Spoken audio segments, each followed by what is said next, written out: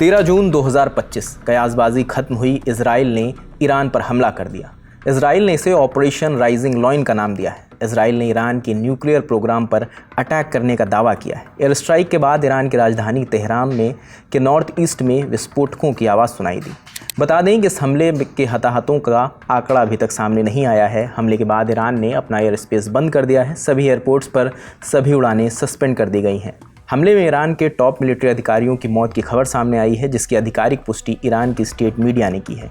इन मौतों में अब तक सबसे बड़ा नाम इस्लामिक रिवॉल्यूशनरी गार्ड कॉर्प्स के कमांडर हुसैन सलामी का है। इसके अलावा ईरान के army chief Mohammad Bagheri, atomic energy organisation के पूर्व प्रमुख फरीदून अब्बासी और सेना के अन्य टॉप अधिकारियों के भी हमले में मारे जाने की खबर सामने आई है। इजराइल डिफेंस फोर्स IDF ने बताया कि उन्होंने ईरान के खिलाफ एक बड़ी सैन्य कार्रवाई की है। उन्होंने एक्स पर पोस्ट कर लिखा, IF के दर्जनों लड़ाकू विमानों ने ईरान के कई सैन्य ठिकानों और परमाणु कार्यक्रम से जुड़े ठिकानों पर हमला किया है। यह हमला पहले से तैयारी करके और सटीक तरीके से किया गया, जिसमें ईरान के परमाणु हथियार कार्यक्रम को रोका जा सके।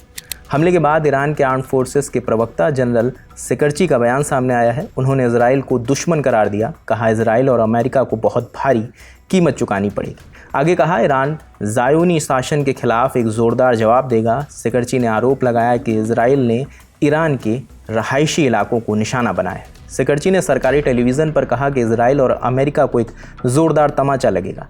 ईरान के आर्म्ड फोर्सेस तैयार हैं, जल्द ही जवाबी हमला करेंगे। दुश्मन को भारी कीमत चुकानी पड़ेगी। जनरल सिकरची ने जोर देकर कहा कि देश के अंदर चिंता करने का कोई कारण नहीं है। दुश्मन गलत सूचना फैला रहा है। लोगों को सिर्फ नेशनल मीडिया से मिलने वाली ऑफिशियल सूचना पर भरोसा करना चाहिए।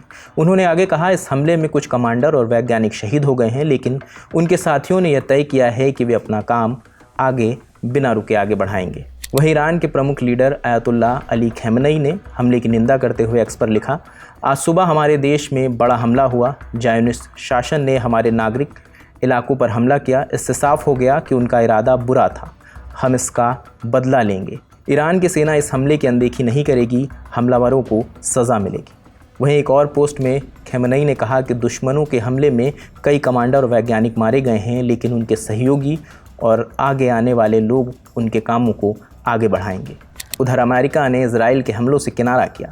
अमेरिका के स्टेट सेक्रेटरी मार्को रूबियो ने हमले के शुरू होने के कुछ एक घंटे के भीतर एक बयान जारी किया। उन्होंने कहा, इजराइल का किया हमला उनकी एक तरफा कार्रवाई है, उसमें US का कोई रोल नहीं है। स्टेट सेक्रेटरी ने ईरान को वार्निंग दी कि अमेरिकी ठिकानों और नागरिकों पर हमला करने की ज़रूरत ना करें, लेकिन अमेरिका के किनारा करने के बावजूद ईरानी स्टेट मीडिया ने इन हमलों के लिए अमेरिका की ट्रंप सरकार को जिम्मेदार माना है।